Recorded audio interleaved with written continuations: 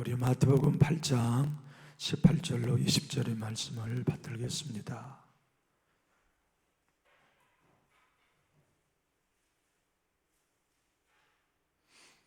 마태복음 8장 18절로 20절입니다. 진약성경 11면 마태복음 8장 18절로 20절입니다.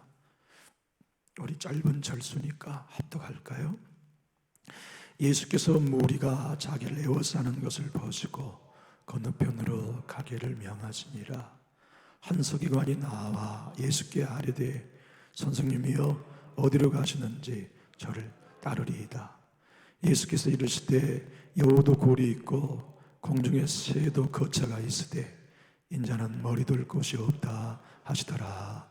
아멘.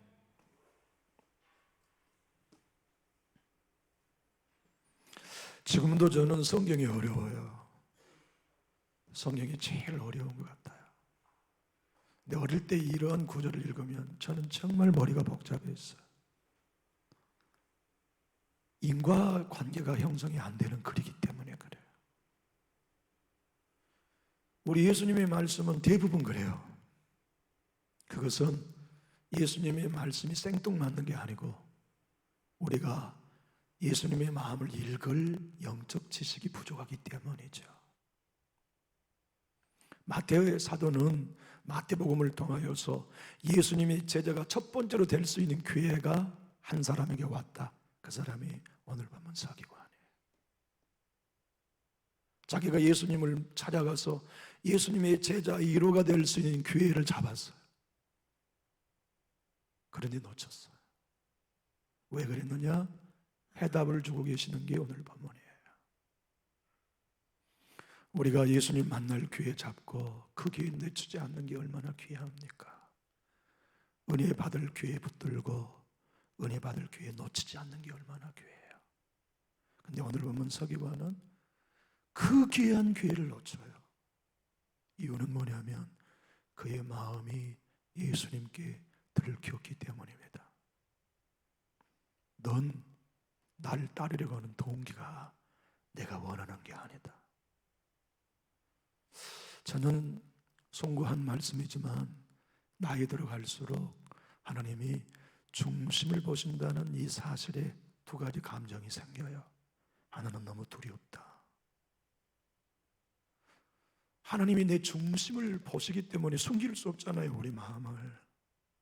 얼마나 두려운 분입니까 하나님이. 또 다행인 것은 사람은 아무리 내가 진실이라고 말해도 안 믿어. 근데 하나님은 중심을 아시니까 얼마나 편해요.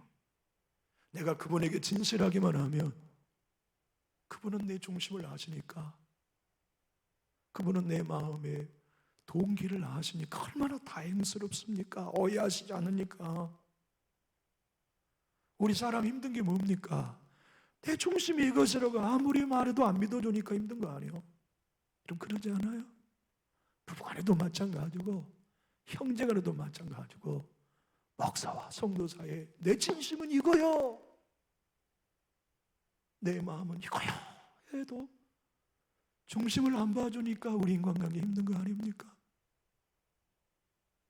찰스 원돌 목사님이, 저는 그래서 이 합리적 사고를 하는 서양인들의 개념 정리가 얼마나 탁월한지 베끼고 싶어도 안 돼요. 제가 찰스 펄전, 영국의 청교도의 황태자라고 하는 찰스 펄전 목사님의 책은 거의 다 읽었거든요. 읽을 때마다 기도해요. 하나님, 이분들의 의인화, 서양인들은 탁월한 언변 중에 하나와 글재주 중에 하나가 의인화예요. 그래서 생명 없는 걸 생명 있는 것으로 표현한 거죠. 기도는 걸어서 천국까지 갑니다. 이런 표현들 의인화죠. 여러분의 봉사는 하나도 땅에 떨어지지 아니하고 날개 달아 주님 전에 올라갑니다. 이런 표현들 참 배우고 싶은데 안 돼요. 그런데 그분들은 몸에 배어 있어요. 그런데 찰스 원돌 목사님이 뭐라고 표현하냐면, 하나님의 중심을 보신다는 뜻은 나 감춘 거 없습니다. 가보십시오 이런 뜻이라는 거예요. 하나님 앞에 주님 나 감출 거 하나도 없습니다. 이게 내 진심입니다.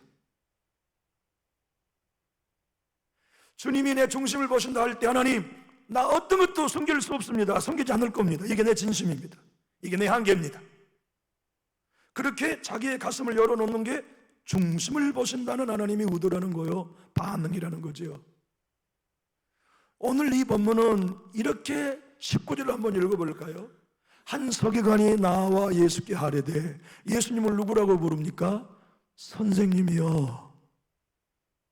그는 예수님의 제자가 되고 싶었어요. 그래서 당신이 어디를 가든지 따라가겠습니다 하고 선생님이라고 불렀죠. 문제는 18절에 있습니다. 우리 예수님이 기적을 행하시고 맨 먼저 문둥병장 고치시지 않습니까? 백부장의 하인 고치지 않았습니까? 베드로의 장모 열병 고치지 않았습니까? 인기가 충천했어요. 예수님의 인기가 많은 사람들이 예수님에게 달라붙었어요. 이유는 예수 따르기 위해서가 아니라 예수 통해 필요를 채우기 위해서 모인 거죠. 예수님을 따르는 건 언제나 주님은 동기를 보십니다. 네가 나를 따르는 동기가 뭐냐? 네 필요를 채우기 위함이냐? 네 자신을 나를 위해 희생하기 위함이냐? 그는 예수 따라가면, 제자 되면 병 안 걸릴 것 같은 필요 공급이 보장된다고 믿었어요. 예수님 따라가면 덕 보겠다. 예수님 제자 되면 홀대 안 받겠다. 이 양반 대단한 분이다. 그래서 예수님에게 당신이 어디로 가든지 따라가겠습니다. 예수님은 지금 18절에 뭐라고 말씀하냐면, 야들아 안 되겠다. 너희들 다 병들겠다.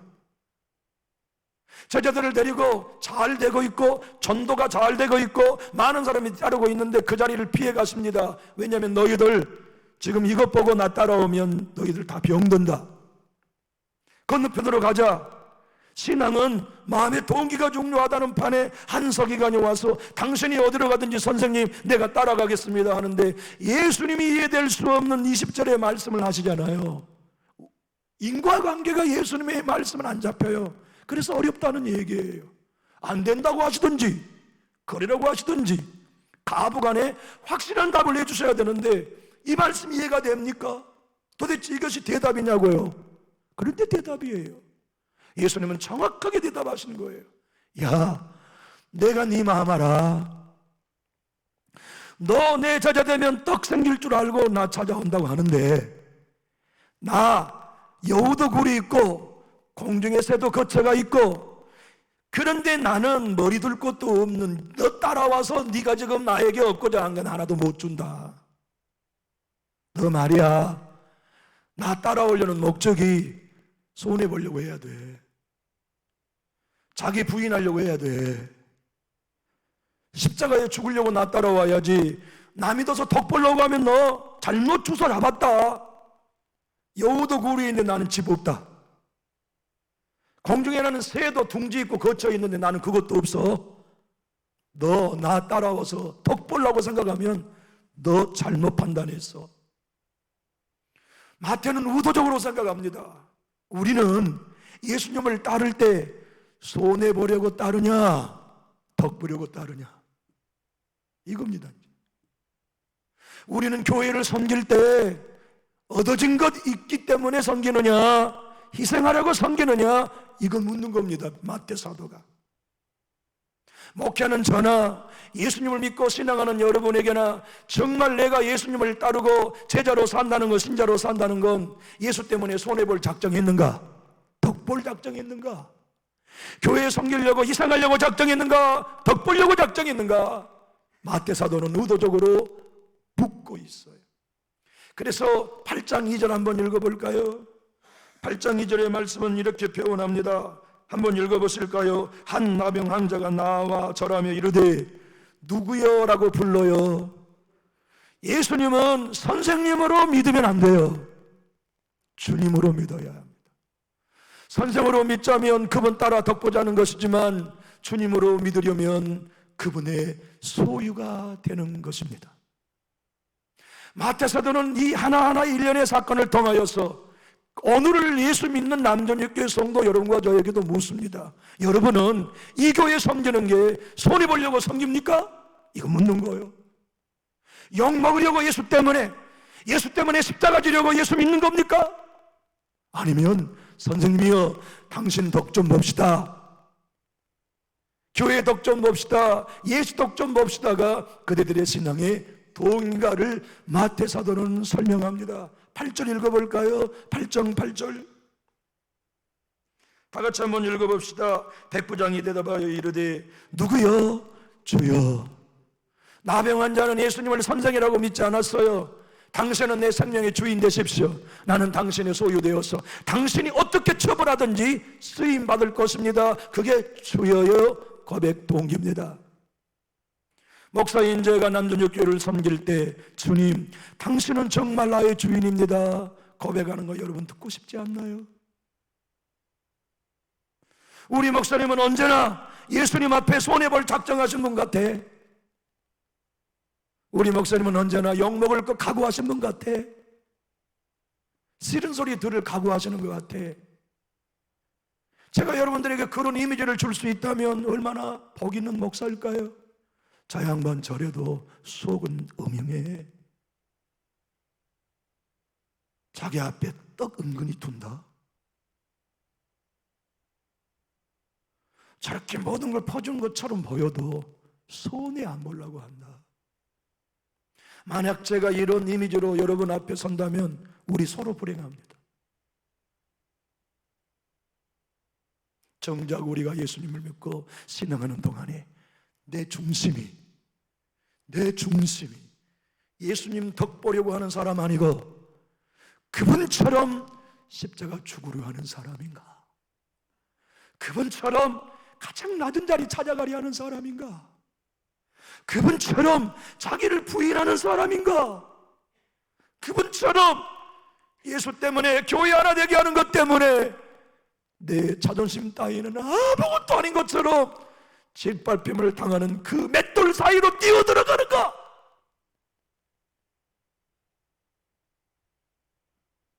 난 나 무시받는 자리 못 가. 나 홀대받으면 나는 못 참아. 나는 나 불편하면 못 견뎌. 이것이 우리가 예수님을 따르는 도인가인가를 마태 사도는 오늘 직설적으로 설교하고 있습니다. 우리는 한국교회의 아픔을 지금 보고 있습니다. 한국교회 이래도 되는 건가? 이렇게 가다가 한국교회에 참여하는 거 아닌가? 외적으로 내적으로 우리는 너무나 큰 위기에 기독교 역사상 한 번도 경험하지 못한 내용을 우리는 겪고 있습니다. 그래서 김동호 목사님은 이렇게 말합니다. 교회가 핍박받은 시대에는 교회가 순수해졌고 부흥했지만 욕먹는 건 대안이 없다. 지금 한국교회는 핍박받는 게 아니라 욕먹고 있는 거다. 이러다가 한국교회는 유독교회와 똑같이 텅 빈 건물만 남게 될까 심히 두렵다. 이유는 뭔가? 예수 믿는 사람들이 예수님처럼 손해보려고 하지 않기 때문이다. 우리 교회를 살리고 회복시키기 위해 여러분 손해볼 준비 되셨습니까? 정말 이 교회 살리고 이 교회 하나님의 교회 되기 위하여서 십자가의 가장 낮은 자리로 내려갈 준비 여러분 되셨습니까? 내 마음 모든 것 다 보십시오. 모든 열쇠 당신에게 다 드릴 터이니 내 마음 방 100개 다 열어보십시오. 당신은 주인이니 다 보실 수 있습니다. 다 보여드리겠습니다. 내 중심 내 양편 다 보여드리겠습니다. 하나님 보십시오. 그리고 더러우면 청소해 드릴게요. 깨끗하지 않으면 치워 드릴게요. 내게는 당신이 오셔야만 됩니다. 당신 외에는 나에게는 희망이 없습니다. 박연성 목사님은 거룩과 경건 영광으로의 초대란 그의 책에서 이렇게 오늘 본문을 설명해요. 예수님은 서기관에게 이렇게 대답한 것입니다. 야, 너 나 따라오면 떡 생길 줄 알지? 웃기지 마. 나 여우보다 못해. 나 공중의 새보다 못해. 나는 머리 둘 곳도 없어. 너 내 제자 되려면 손해 보려고 해야지. 손해 안 보고 덕 보려면 너 나 따라올 수 없어 라고 말씀했다는 거예요.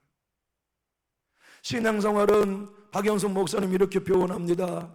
대차 대조포를 써서 내가 예수님을 따르다가 늘 손해보는 결과가 나와요. 교회 사랑하다가 욕먹는 나와야 돼요. 내가 예수님 따르다 보니까 비난받은 게 당연하다고 받아들여야 돼요. 그리고 그것을 이상하게 여긴 게 아니라 내 주님이 그 길을 가셨으니까 나도 그 길을 간다. 내 주님이 나를 영광 얻으라고 초대하신 게 아니고 손해보라고 죽으라고 초대하셨으니 나 죽는다. 그 길을 정말 믿고 마음의 동기가 되어서 걸어가는 신앙을 그대는 걷고 있는가? 마태 사도가 오늘 묻고 계십니다. 신앙생활을 해가며 영적인 여정을 걸어가는 우리들 모두의 여정 가운데 진실로 정신을 바짝 차리다 보면 내가 얼마나 건강하지 않는 신앙으로 서 있는가 놀라게 됩니다. 얼마나 세속화가 되어 있고 시궁창 냄새나는 마음의 동기를 가지고 있는 사람인지 발견돼요. 부끄러워요. 두려워요. 내 남은 여생이 이렇게 살면 안 되는데 하는 경각심이 군대처럼 밀려와요. 그거 있어야 신자 아닐까요? 매일매일 그 마음 가지고 기도해야 하지 않겠습니까? 매일매일 그 마음 가지고 예배당에 나오는 사람들이 그리스도인이어야 하지 않겠습니까? 김동호 목사님은 오늘 본문 서기관에게 하셨던 주님의 의도를 이렇게 설명합니다. 예수 믿는다는 것이 무엇을 의미합니까? 예수를 쫓는다는 것은 집도 절도 없는 예수님을 따라 자기를 부인하며 살아가는 삶이 예수 따르는 길입니다. 더 이상 그렇게 기독교가 오도되듯 방치할 수 없고 여러분도 물러서서는 아니 되는 현실 앞에 우리는 놓여 있습니다. 예수를 쫓는다는 게 무엇인지 아십니까? 여호도 굴이 있습니다. 그러나 인자는 머리 둘 것도 없습니다. 네가 나를 쫓는다면 나에게서 얻을 것이 하나도 없이 네 생명을 희생해야 한다는 말씀이 여호도 굴이 있고 공중의 새도 거처가 있지만 인자는 머리 둘 곳이 없다 하신 예수님의 설명이었다고 풀이해주고 있습니다. 교회 여러분, 내가 죽어 상대 영혼이 사라진다면 그 길 걸을 영이 있으시나요? 내 자존심을 십자가에 못 박아 남전육교회가 세워질 수 있다면 예수님 따라 그 길을 걸어갈 영이 있으십니까? 내가 조금 손해보아도, 내가 조금 인정받지 못해도, 내가 조금 대접받지 못해도 내가 그렇게 됨으로써 우리 교회가 하나 될 수 있다면 나 그 길을 걸을 영이 있다는 정말 예수 따르는 마음이 여러분과 저의 마음이 있는지 하나님이 묻고 계십니다. 예수님이 묻고 계십니다. 마태 사도가 묻고 계십니다. 그리고 우리는 대답해야 합니다. 더 늦기 전에, 우리의 생명과 나이가 다 끝나기 전에, 아직 우리의 생애를 바꿀 수 있는 시간이 남아있는 때에 우리 대답해야 합니다. 그리고 우리의 삶을 정말 믿는 자답게, 정말 신자들답게 예수 따르는 신앙인들로 무장해 가는 필요가 우리 자신을 위해, 우리의 영원한 때를 위해 살아가야만 합니다. 마틴 노이즈 목사님은 그것은 골로새서 강해에서 오늘 본문을 이렇게 설명합니다. 예수님은 제자를 부를 때 청사진을 장밋빛처럼 보여준 적이 한 번도 없습니다. 예수님은 모든 제자를 따라 부르실 때마다 항상 말씀하신 것은 나를 따라 불행의 골짜기로 갈 수 있느냐고 물으셨습니다.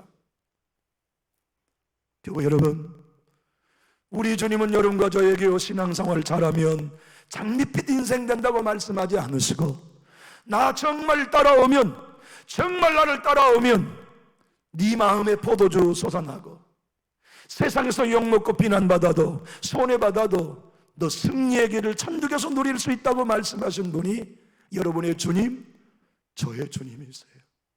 저는 오늘 설교 제목을 이렇게 말씀했지 않습니까? 예수님은 내게 선생님 아닙니다. 저에게는 절대 예수님 선생님 아닙니다. 주인이십니다. 그분은 나에게 만왕의 왕이십니다. 만주의 주요, 창조주 하나님이시여, 내 생명의 소유권자시여, 저를 이곳에 파송하는 파송권자시여, 저를 강단에 세워서 당신을 태어나게 하는 나의 명령권자이십니다. 저는 절대 예수님이 내 선생님이 아닙니다. 여러분은 예수님이 누구이십니까? 여러분도 예수님이 주님이 뭐라고 명령하셔도 그분의 말씀대로 순종하고 들을 준비가 되어서 당신은 주인 맞습니다. 선생님 아닙니다. 당신은 나의 왕이십니다. 당신은 나의 창조주십니다. 이 고백, 이 믿음이 진짜 여러분 것 되었습니까? 지금 제가 하는 이 말씀이 그냥 들리는 얘기가 아니라 진실로 맞아요 목사님, 내 삶의 신앙의 목표가 그것이 거기에 있습니다라고 우리 힘주어 고백할 수 있느냐? 저도 여러분께 여쭙고 싶습니다. 김홍준 목사님은 이렇게 오늘 본문을 설명합니다. 주를 따라고 한 이 서기관은 예수님에 대해서 하신 말씀이 무엇인지 정확히 알아들었습니다. 야, 넌 안 되겠다. 돌아가라. 나를 따라오는 것은 네 생각처럼 덕보기 위함이 아니라 십자가 지고 죽으려면 따라와라. 그래서 그는 도망갔대요. 마태 사도는 설명합니다. 예수님의 제자가 첫 번째 될 수 있는 기회를 그는 예수님 따라 덕보려고 하여 한 자기 마음의 동기가 들통이 나서 예수님 따르면 손해볼 것 같아 도망갔다고. 저와 여러분의 인생과 신앙의 삶 속에 진정 애통하는 게 뭡니까? 심령이 가난하고 온유해진 게 뭡니까? 의에 주르고 목마른 게 무엇입니까? 화평하며 온유한 자로 살아가는 게 뭡니까? 왜 우리 그렇게 살아야 합니까? 떡 생기기 때문이나요? 아니요.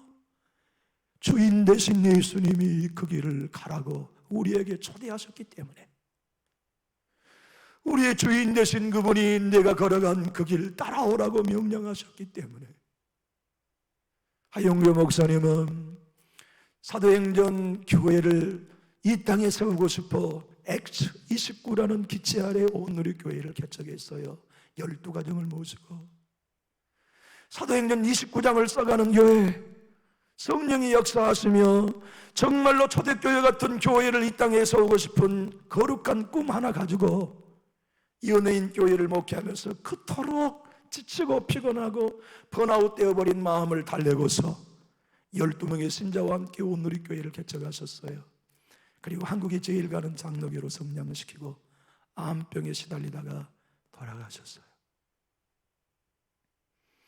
하인영 목사님의 얘기 좀 들어보실랍니까? 예수님의 비전은 하나님의 나라를 이 땅에 이루어 드리는 것입니다. 그렇다고 교회를 세우신 것도 아닙니다. 예수님은 여우도 굴이 있고 공중의 새에도 거처가 있으되 오직 인자는 머리 둘 곳이 없다고 말씀하셨습니다. 예수님은 결혼할 틈이 없으셨습니다. 예수님은 학교 다닐 틈도 없으셨습니다. 예수님은 3년 동안 피곤에 지치게 일하셨습니다. 누구나 찾아오면 만나주셨고, 그러나 당신의 꿈은 십자가에 죽는 것이었습니다. 나는 고통 없이 죽고 싶다는 소리는 해서는 안 됩니다. 고통스럽게 죽으면 어떻습니까? 꼭 곱게 죽어야만 하는 겁니까? 곱게 죽으면 다행이고 곱게 죽지 않으면 상관없는 일 아닙니까? 예수님만 기뻐할 수 있다면, 하나님만 기뻐하실 수 있다면, 예수님은 너희는 가서 모든 족속으로 제자를 삼으라고 말씀하셨는데, 이 명령을 따라 우리 교회가 사도행전 29장을 계속 써내려갈 수만 있다면 나는 죽어도 좋습니다. 저는 우리 남전교회가 이 땅에 진짜 교회로 서는 일에 나는 죽어도 좋습니다. 우리 교회 모든 성도가 진실로 내가 죽고 예수로 사는 그 길에 걸어갈 수만 있다면 그 길 앞에서 저 죽어도 좋습니다. 교회 여러분, 우리 마음의 100개의 열쇠를 주님께 내어드리지 않겠습니까? 이것만은 못 열어드립니다. 이것만은 내가 주님께 절대로 보일 수 없습니다. 이거 아니고 다 보십시오. 다 보십시오. 내 마음 다 보십시오. 당신이 나의 주인입니다.